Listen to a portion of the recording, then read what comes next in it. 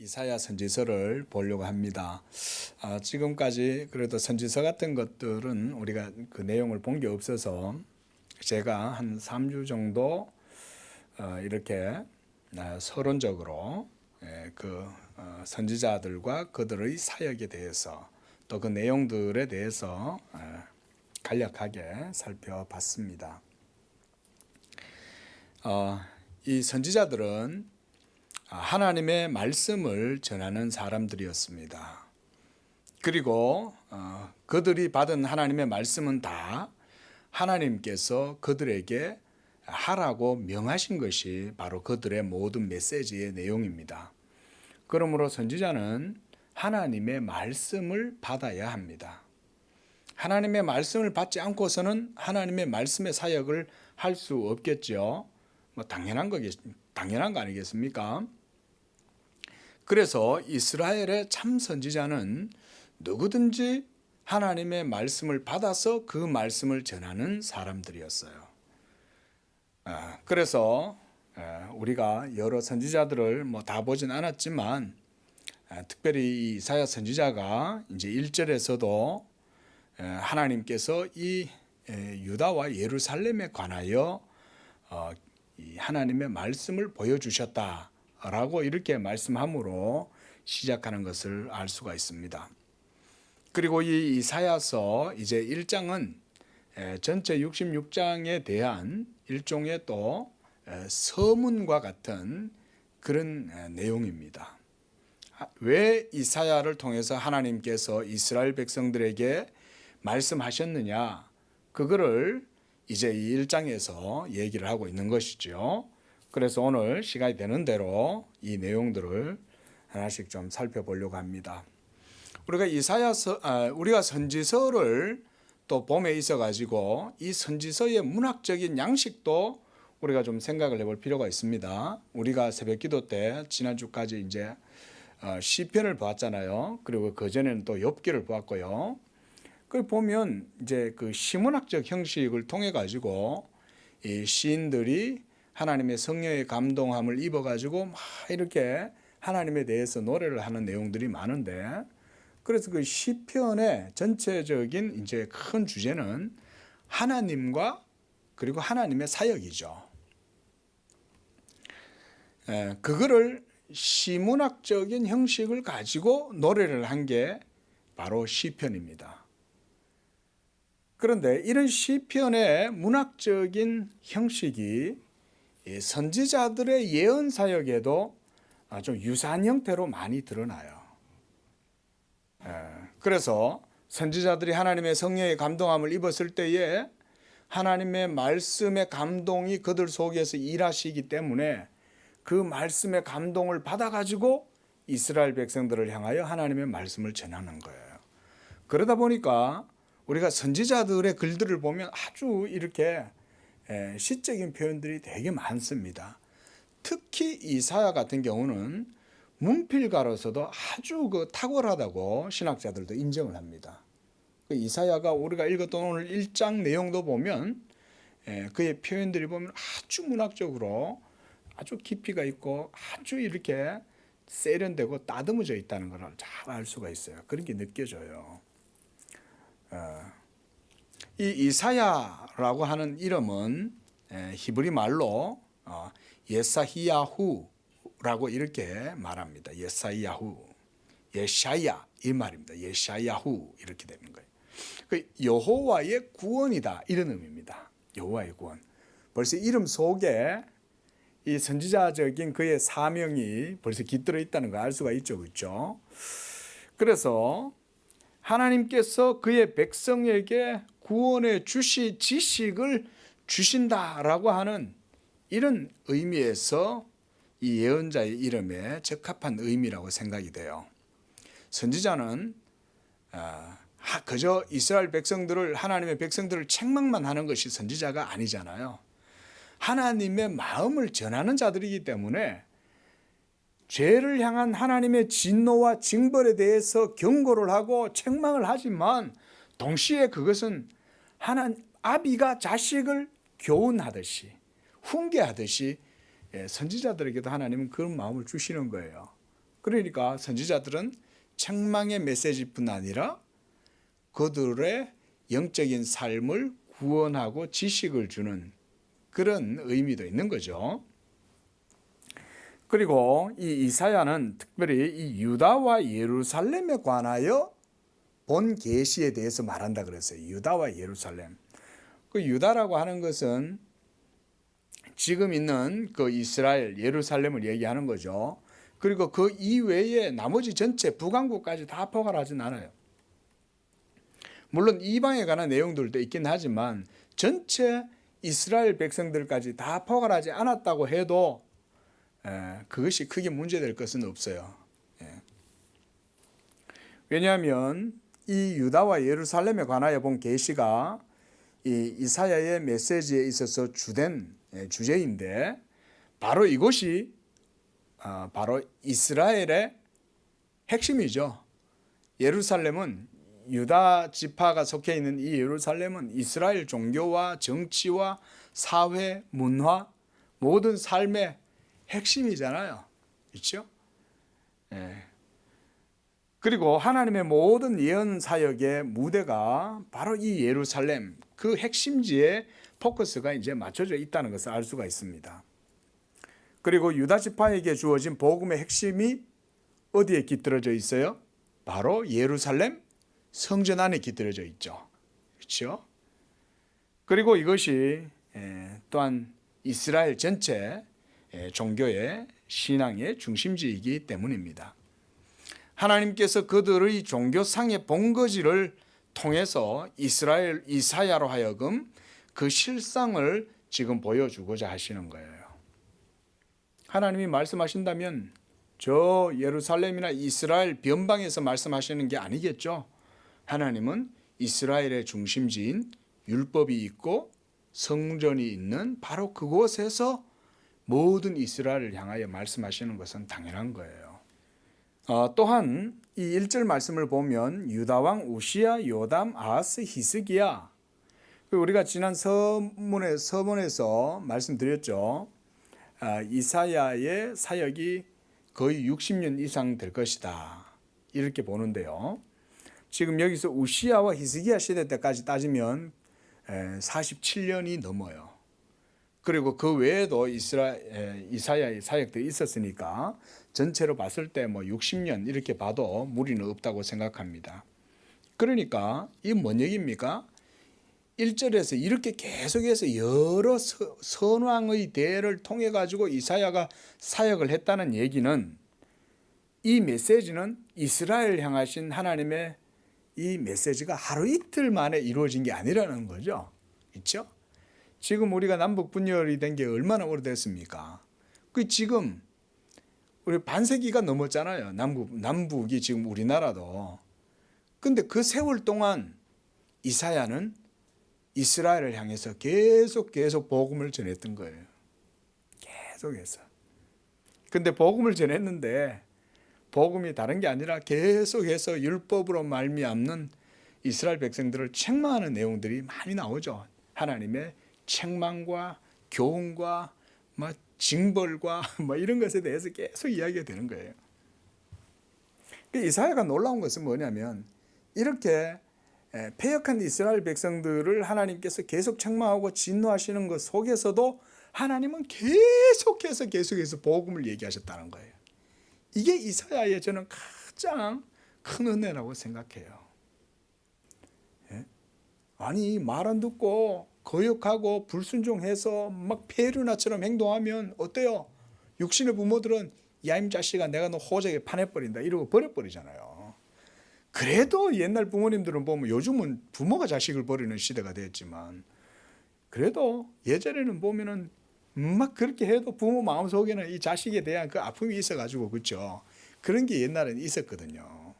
자식이 페르나로 행동해도 끝까지 그 엄마는 자기 자식을 감싸잖아요. 참 그런 따뜻한 모성이 그리운 시대가 된 것 같아요. 요즘 연을 여냐 미디어를 보면 입에 담지 못할 끔찍한 죄가 가득한데 자 이렇게 하나님께서 오랜 세월 동안 이사야를 통해서 이스라엘 백성들을 향하여 하나님의 말씀을 계속 전하게 함으로써 그 패역한 백성들 속에서도 하나님의 복음의 메시지가 드러나더라는 거예요. 놀랍잖아요. 예? 율법 앞에서 불순종하던 이스라엘 백성들, 그래서 징계받아 마땅한 이스라엘 백성들, 그래서 하나님이 화를 내시고 막 진노하시고, 그래서 그들에게 막 엄청나게 재앙을 예언하면서도 하나님의 큰 은혜와 자비가 여전히 그 가운데 선포되고 있다는 거예요. 이거 우리가 이사야서에서 좀 주의 깊게 여러분 보셔야 됩니다. 그 66장 가는 데도록 우리는 이 길을 놓쳐서는 안 돼요. 그냥 선지자들은 책망만 한다, 가르치기만 한다, 혼쭐 낸다, 이런 것만 보면 안 되는 거예요. 하나님이 그 와중에도 선지자들의 입을 통해서 장차 이루어지게 될 하나님의 영광의 나라, 예수 그리스도의 복음의 나라, 예수 그리스도의 구원의 나라에 대해서 드러내 보여주신다는 사실을 우리가 결코 놓쳐서는 안 됩니다. 이렇게 47년이라는 오랜 시간이 의미하는 바가 뭡니까? 하나님의 계시는 역사적 과정 속에서 드러난다는 걸 보여주는 거예요. 이거 여러분 중요합니다. 그래서 우리가 기독교 신앙은 역사적 신앙이다, 이런 표현을 씁니다. 우리가 신학적으로요. 여러분들, 이거는요 굉장히 실제적이고 실천적인 내용인 거예요. 여러분들의 예수 믿음은 내가 지금 믿어서 천국 가버리고 그리고 내 이후의 삶과 시간과 내 후손들하고는 상관없는 그런 신앙이 아니에요. 여러분들의 예수 믿음은 여러분들뿐만 아니라 여러분들 자자손손 대대로까지 이어지는 언약 신앙인 거예요. 그래서 선대에서 믿음을 어떻게 가지고 자녀들을 어떻게 양육하고 여러분들이 믿음의 족적을 어떻게 남기냐에 따라서 후대에 하나님의 은총과 복이 어떻게 언약 가운데에서 그들에게 전달되느냐, 매우 중요하죠. 얼마나 실제적입니까? 예수 믿는 것은요, 그냥 우리가 예수 믿고 천당 간다, 이게 뭐 당연한 얘기지만 내가 지금 예수 믿어서 천국 가는 것, 그 정도만 의미하지 않아요.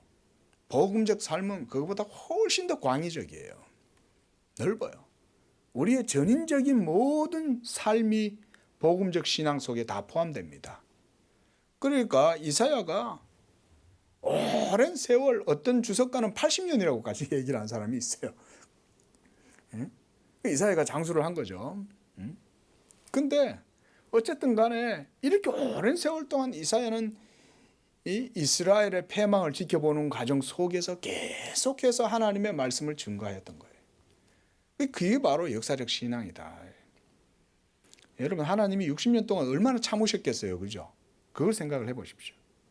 지금 어쩌면 이 한반도를 하나님이 바라보고 계시는데, 저는 이 말씀을 준비하는 과정에서 막 그게 한마디 좀 겁이 나더라고요. 이렇게 오랫동안 하나님께서 이스라엘을 향하여 선지자를 보내고, 이사야만 보냈습니까? 여러 선지자들을 보냈을 거 아니에요. 그런데도 그들은 하나님께 패역하고 결국은 하나님께 돌아오지 않았잖아요. 우리 한국 교회도 이런 메시지들을요 주의 깊게 봐야 돼요. 하나님은 오랫동안 기다리시지만 항상 놔두시진 않는다는 거예요. 끝까지 해가지고 완전히 되돌아서면 하나님은 그때는 최후의 수단을 강구하시는 거예요. 그때가 되면 무서운 거죠. 자, 그래서 이렇게 이스라엘 전체 역사를 이사야를 통해 가지고 하나님께서 상징적으로 그의 메시지를 통해서 우리에게 예표적으로 보여주는 기간이다. 저는 이렇게 말씀을 드리고 싶습니다. 그러니까 이사야가 이 60년이 넘는 시간 동안 이렇게 하나님 말씀을 전했을 때 그 모든 메시지는 오늘날 모든 그리스도의 교회들, 신약의 교회들에게도 동일하게 주어질 수 있다는 것입니다. 우리가 예수 믿는다 해도 우리가 말씀을, 성경을 강의해 보면 그걸 알 수가 있잖아요. 예수 믿음도 부패하고 타락하면 캐톨릭처럼 저렇게 부패할 수 있어요, 여러분. 캐톨릭에 여러분 거기에 무슨 진리가 있어요? 전부 다 외적인 의식과 제례 양식으로만 가득하지 그 속에 복음의 진리는 조금 더 선포되지 않잖아요. 예? 자, 2절 말씀 보십시오. 그래서 이제 메시지를 시작하면서 선지자는 먼저 하늘이여 들으라 땅이여 귀를 기울이라 이렇게 말하고 있습니다.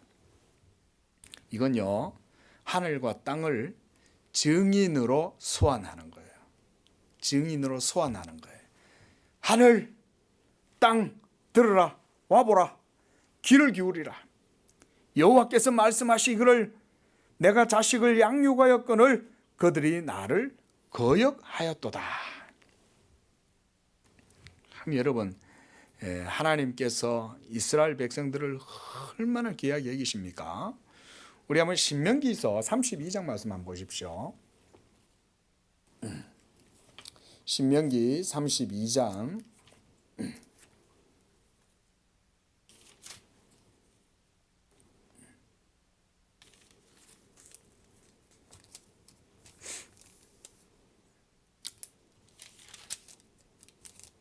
1절 보면요, 여기서도 모세가 말씀하고 있어요. 모세가 하늘이여 귀를 기울이라 내가 말하리라 땅은 내 입의 말을 들을지어다 이렇게 말하죠.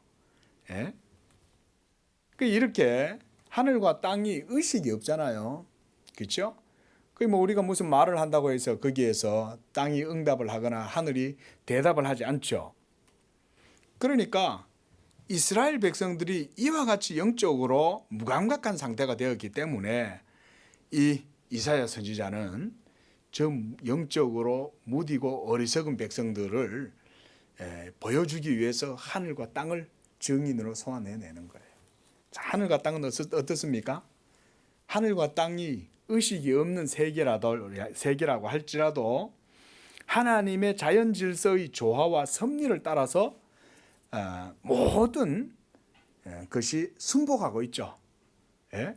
항성과 행성이 다 자기의 길을 따라서 한치 오차도 없이 계속해서 1년 365일에 이 시간들을 전부 다 준수하고 있고, 그렇지만 이스라엘 백성들은 하나님을 거역하고 불순종함으로 그래서 하늘과 땅을 지금 불러내는 거예요. 이런 표현들을 통해서 이제 선지자가 강조하고 있는 거죠. 그만큼 너희가 하나님께 대하여 불순종하고 있다. 그래서 또한 하나님께서는 이 4절에서 그 다음에는 소와 나귀를 이스라엘 백성들과 비교하고 있어요.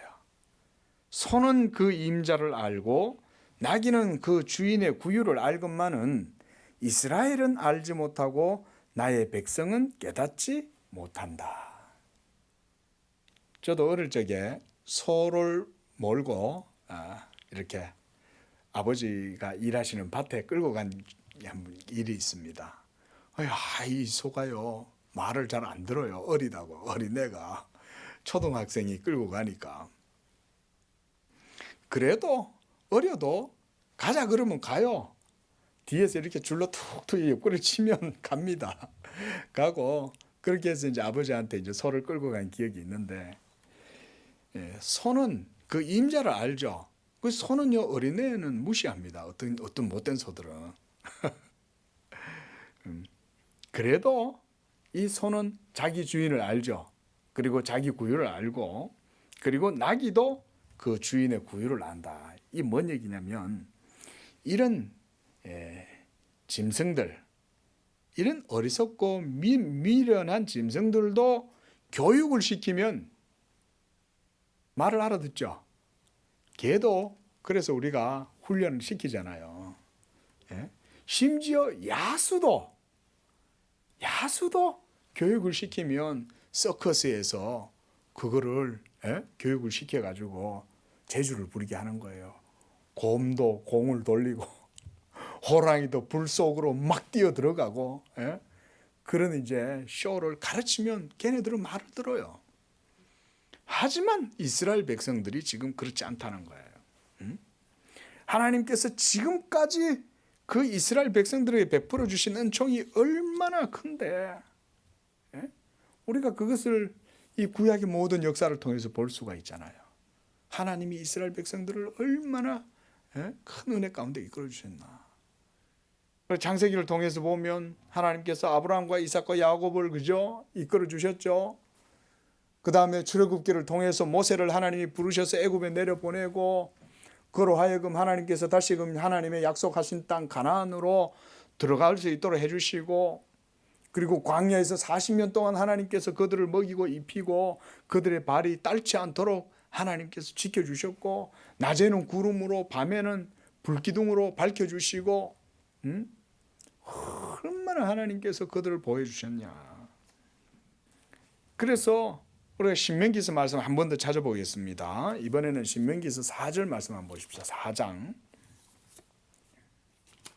신명기서 4장 32절 말씀. 자, 여기서는요, 하나님께서 이스라엘에게 특별히 베풀어 주신 은혜들에 대해서 하나님이 말씀하고 계세요. 32절에 4장 32절, 네가 있기 전 하나님이 사람을 세상에 창조하신 날부터 지금까지 지나간 날을 상고하여 봐라. 하늘 이 끝에서 저 끝까지 이런 큰 일이 있었느냐? 이런 일을 들은 적이 너희가 있었더냐? 뭔 얘기 하시는 거예요? 이와 같이 살아계신 하나님이 인생들에게 직접 찾아오셔가지고 말씀하시고 은혜 주시고 구원 베풀어 주시고 여러 가지 호의를 베풀어 주신 게 어느 나라가 있느냐는 거예요. 맞잖아요. 우리가 고대사들을 쭉 돌아보면 모두 다 전쟁과 기근과 온통 재앙 가운데에서 멸망하고 사라져가는 족속들이 얼마나 많습니까? 그런데 그 모든 세계 만민들 가운데 하나님이 이스라엘 백성들은 특별히 부르신 거잖아요. 성경의 모든 내용들이 바로 그와 같이 하나님께서 이스라엘에게 베풀어 주신 모든 언약을 증거하는 거잖아요. 그래서 거기 보면 33절에 하나님이 말씀하시죠. 어떤 국민이 불 가운데서 말씀하시는 하나님의 음성을 너처럼 듣고 생존하였느냐. 그렇죠? 예? 우리 고조선이 세워질 때 하나님의 율법을 통해서 세워졌습니까? 아니잖아요. 어디서 왔는지 저쪽 몽골 쪽에서 왔다고 그러는데, 이 나라는 그렇게 세워진 게 아니죠. 하지만 이스라엘은 아니에요. 또 34절에 어떤 신이 와서 시험과 이적과 기사와 전쟁과 강한 손과 편팔과 그것 두려운 일로 한 민족을 다른 민족에게서 인도하여 낸 일이 있느냐? 이는 다 너희의 하나님 여호와께서 애굽에서 너희를 위하여 너희 목전에 행하신 일이 아니냐 이거예요. 맞죠? 이스라엘 백성들은요, 세계사에서 유례가 없는 살아계신 하나님의 은혜와 복을 누렸던 민족이 이스라엘이었어요. 예? 자, 어떻습니까? 우리 같으면 이스라엘 백성들에게 그러겠죠. 지금도 우리가 그렇게 말할 수 있어요. 우리가 당신들의 조상들의 하나님, 당신들의 언약의 하나님 여호와를 우리가 그렇게 경험했다면 우리는 당신들처럼 하나님을 그렇게 섬기지 않았을 거야. 그렇게 살아계신 하나님을 직접 만나고 직접 기적을 체험하고 능력을 체험하고 그분의 영광을 직접 보고서도 너희들이 그분에 대해서 그렇게까지 악한 일을 행하였는데 너희가 얼마나 어리석게 행한 것이냐. 우리가 이렇게 말할 수 있겠죠. 어떠세요? 여러분들이 만약 하나님을 이렇게 만나면 어떻겠습니까? 여러분들은 예? 하나님 참 잘 섬기지 않겠어요? 그렇죠? 예? 맞잖아요. 일을 안 해도 떡을 내려주시고 고기도 내려주시고 물 먹고 싶으면 물을 주시고 사방에 대적들이 막 쳐들어오면 하나님이 천사들을 보내가지고 순식간에 10만 명 넘는 사람들을 하나님이 다 몰살시켜버리고, 이런 신화나 기적과 같은 이런 이야기가 실제 이스라엘 가운데 있었는데 그들은 그것을 다 경험하고서도 하나님의 말씀을 모두 다 거역하고 어그러진 길로 갔다는 거예요. 왜 그런지 그런 내용들도 우리가 앞으로 좀 살펴보려고 그럽니다. 그래서 하나님께서 이렇게 모든 민족들이 흑암 속에서 살아가고 있지 않습니까? 그렇죠? 예? 참 하나님이 얼마나 감사한지 몰라요. 저는요. 이 정말 저희 아버지 때로부터 해가지고 저희 할머니 때로부터 해가지고 예수 믿음의 길로 저 인도해 주셔가지고 제가 구원받은 거잖아요. 저는요 너무너무 감사한 거예요. 저희 아버지가 만약에 군대를 제대하고 난 다음에 고향 땅에 들어가서 농사를 짓기 시작하고 그래서 지금 우리 고향에서 저 영양 골짜기에서 지금까지 농사를 짓고 있었다면 나의 길은 어떻게 됐을까? 근데요 하나님께서요 저희 아버지를 예수 믿게 하시려고 그냥 그 고향 땅에서 정착하지 못하도록 해주시는 거예요. 우리 큰아버지는 형님이니까 야 들어와서 나하고 농사 짓고 살자. 그래가지고는 아버지를 불러들였는데 들어가가지고는 못 사는 거예요. 거기서 맨날 잠만 자면 막 뒷산에 있는 바위가 굴러 내려와가지고 아버지를 막 짓뭉개더라는 거예요. 가위에 매일 짓눌려가지고 사니까 사람이 살 수가 없는 거예요. 그래가지고 저희 아버지가 쫓겨나와가지고 그래서 그 진보 땅에 온 거예요. 진보에. 예. 그 진보에 가가지고 이제 그거 가가지고 있다가 거기서 이제 교회를 다니고 거기서 또 이제 저희 어머니하고 이제 중매를 해갖고 이렇게 해서 결혼을 해서 애가 태어난 거죠. 그러지 않았으면 제가 어떻게 지금 하나님을 섬긴다고 지금 이렇게 목사가 또 됐겠어요. 하나님이 다 섭리가 있었는 줄로 믿습니다. 그런 거죠. 이와 같이 여러분 모든 민족들이 흑암 가운데서 버려진 상태로 산다면 인류는 그냥 죄 가운데에서 그 죄로 말미암는 저주와 심판과 형벌을 당하면서 인생을 불운하게 살고 슬퍼하면서 고통스럽게 살아가다가 그냥 다 아침 안개처럼 사라지는 거예요. 그게 인생 아니에요. 제가 너무 드라이하게 표현해서 죄송하지만 그게 실상이 그게 팩트예요. 그게 인생이. 하지만 이스라엘 백성들은 흑암 가운데에서 그냥 내버려진 채로 있는 것이 아니라 하나님께서 이 백성들을 은총 가운데 특별히 구별해서 그들의 조상 아브라함을 메소포타미아에서 불러내 끄잡아내신 거예요. 그리고 그로 하여금 하나님의 약속의 땅으로 들어가게 하고 하나님이 함께 하신다고 하는 증거들을 계속 아브라함에 보여주시는 거죠. 얼마나 감사한지 몰라요. 여러분 예수 믿게 된 것을 감사하시기를 바랍니다.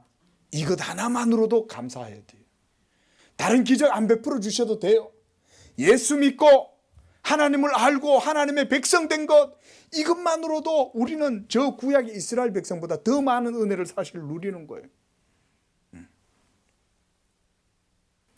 그래서 여러분 하나님께서 이스라엘 백성들이 베풀어 주시는 은총을 얼마나 강조하시는지 우리 한 번 더 신명기서 32장 말씀 한 번 더 보겠습니다. 신명기 32장 10절에서 12절까지 보세요. 하나님께서요 이 자기 백성들을 얼마나 귀하게 돌보시고 자녀처럼 돌봐주셨는지 하나님이 이렇게 말씀하세요. 신명기 32장 9절에서 11절까지만 보겠습니다. 여호와의 분깃은 자기 백성이라 야곱은 그가 택하신 기업이로다. 여호와께서 그를 황무지에서 짐승이 부르짖는 광야에서 만나시고 호위하시며 보호하시며 자기 눈동자같이 지키셨도다. 11절에 뭐라 그럽니까? 마치 독수리가 자기의 보금자리를 어지럽게 하며 자기의 새끼 위에 너풀거리고 그의 날개를 펴서 새끼를 받으며 그의 날개 위에 그를 엎는 것 같이 여호와께서 홀로 그들을 인도하셨다. 독수리가요 딱 새끼가 떨어지면 쫙 떨어질 때 딱 자기 날개로 새끼를 딱 받아가지고 보호해 준다는 거예요. 이런 독수리에 비유해서 하나님께서 자기 백성들을 돌보신다고 말씀하시는 거예요. 믿으시기 바랍니다. 예수 믿는 성도들을 하나님이 그렇게 돌보신다는 거예요. 예수 믿는 성도들을. 그래서 언약 백성으로서 이스라엘이 누리는 하나님의 은총을 다른 어떤 민족들과도 이 비교 불가한 거예요. 이거는. 그래서 누가 너와 같이 은총을 받은 자가 있냐고 그렇게 말씀하시는 거죠. 이스라엘아, 너와 같은 자가 누구냐? 세계 만민 가운데 너처럼 하나님의 은혜를 받고 기적을 보고 그의 영광과 능력을 본 자가 누구냐? 우리는 그걸 못 봐가지고 믿음이 없어서 전부 다 신화다 그러잖아요. 근데 이스라엘 백성들은 신화가 아니었어요. 실제 역사적 현장이었어요, 여러분. 근데 문제는 뭡니까? 모든 타락한 인류의 대표적인 모습을 갖고 있는 이스라엘 백성들은 다 하나님의 말씀을 거스르고 거역하고 살아계신 하나님을 바로 눈앞에서 다 보고도 뒤돌아서서는 우상을 만들어가지고 섬기더라는 거예요. 여러분, 그 상상하실 수 있으세요? 예? 어때요?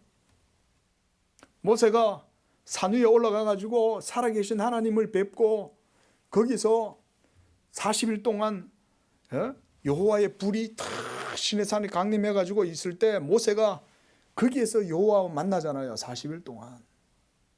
그 여호와의 임재가 지금 눈앞에 보이는데 그들은 뭘 만들어요? 금신상을 지금 만들고 있는 거예요. 야, 우리를 인도할 신을 우리가 만들자 이래가지고 그 자리에서 신을 만들어내는.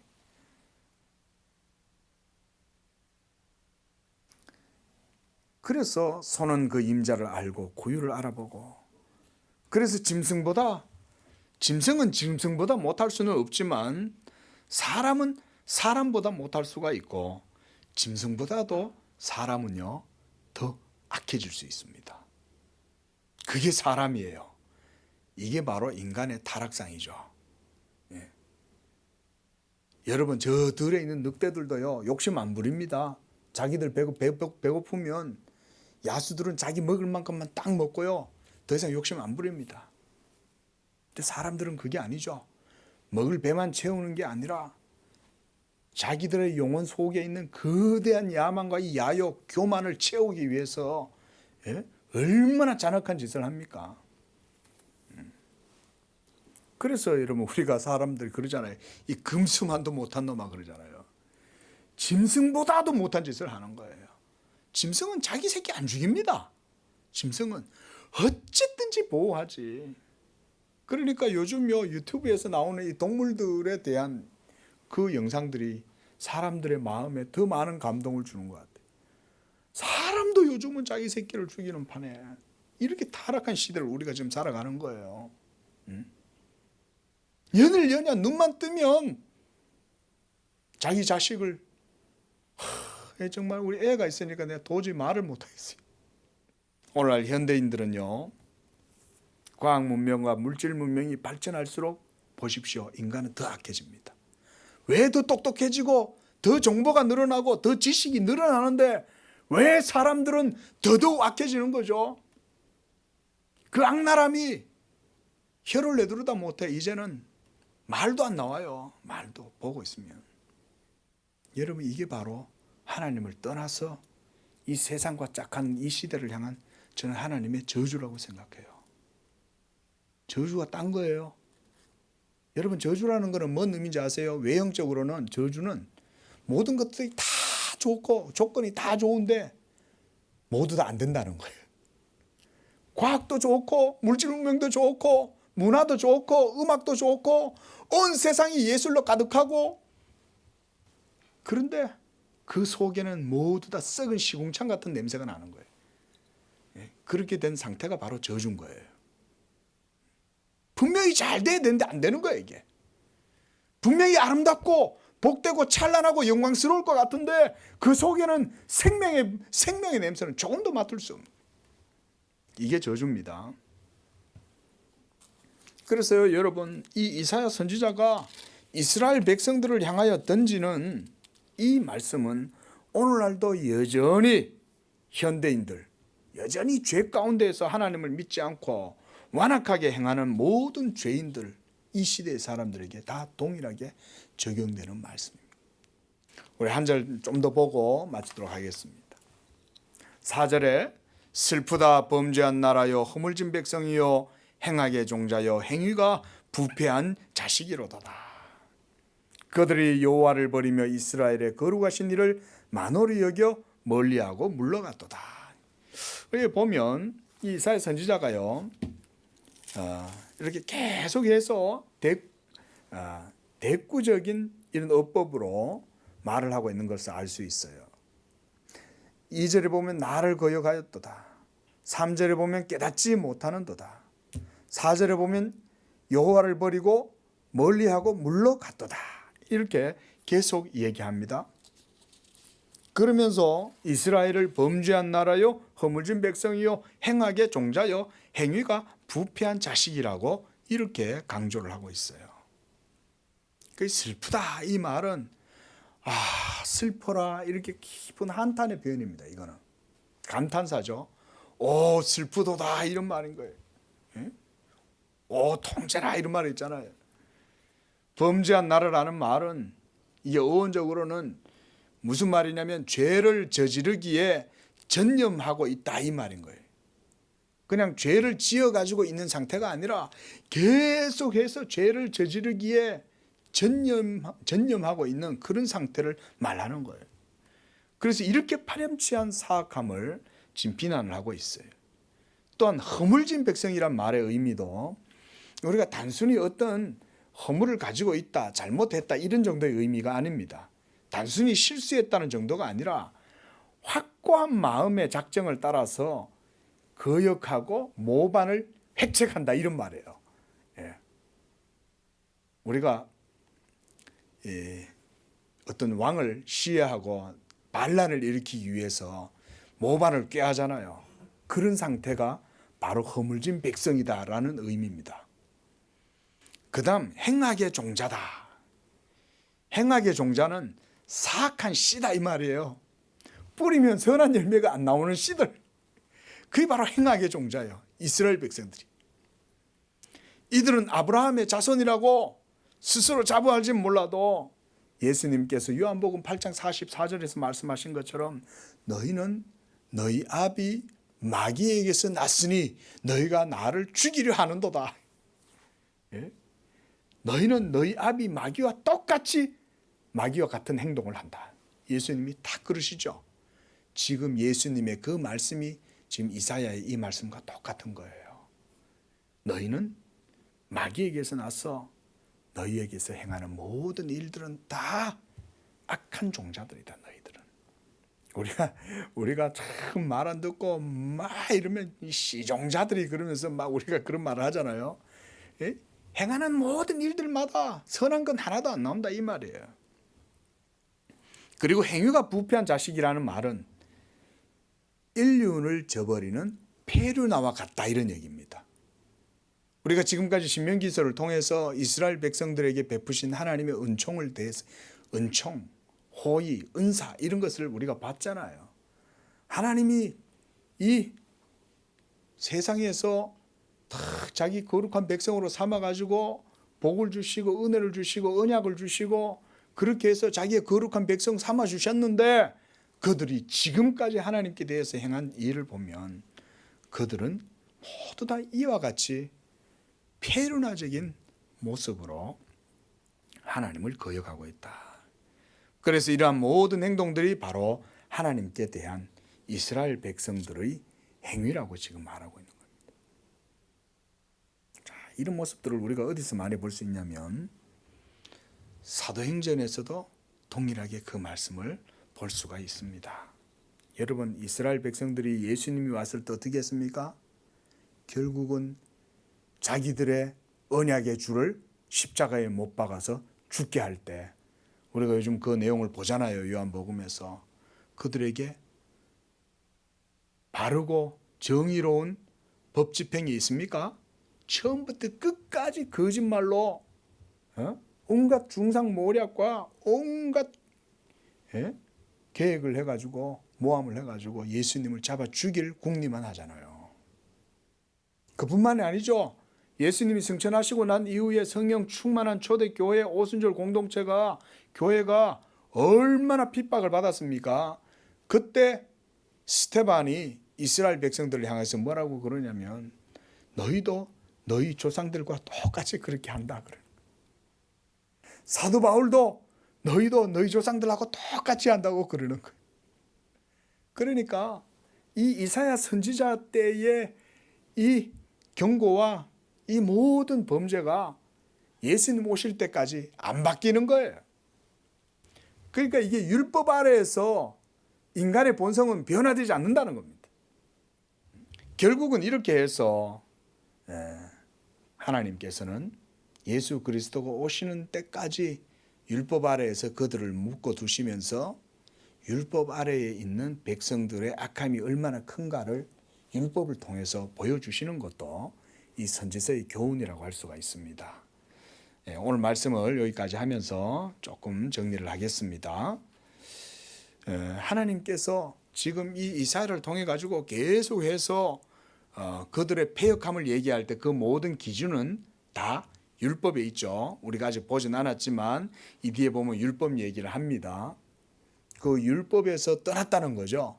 하나님께서 율법을 통해서 이스라엘과 만나주시고 율법을 통해서 언약적 삶을 살아가게 하셨는데 그들이 모두 다 이 율법을 배반하고 율법의 언약을 떠나서 그들이 육체의 욕망대로 범죄하고 그렇게 해서 이제 5절부터 보면 하나님께서 그들이 하나님께로부터 징벌을 받아가지고 여러 가지 공고함을 당하는 것을 볼 수가 있어요. 그런데도 이스라엘 백성들은 하나님께 야단을 맞고 책망을 당하고 그래서 온 몸에 막 하나님한테 맞아가지고 온 몸에 막 피멍이 들어도 이 이스라엘 백성들이 하나님께 안 돌아온다는 거예요. 그게 바로 하나님의 율법 앞에서 이 인간의 완악함을 이스라엘 백성들이 대표적으로 우리에게 보여주는 겁니다. 여러분들에게 우리 주 예수 그리스도의 은혜가 없다면 우리도 하나님 앞에 나아갈 수가 없어요. 기도하겠습니다.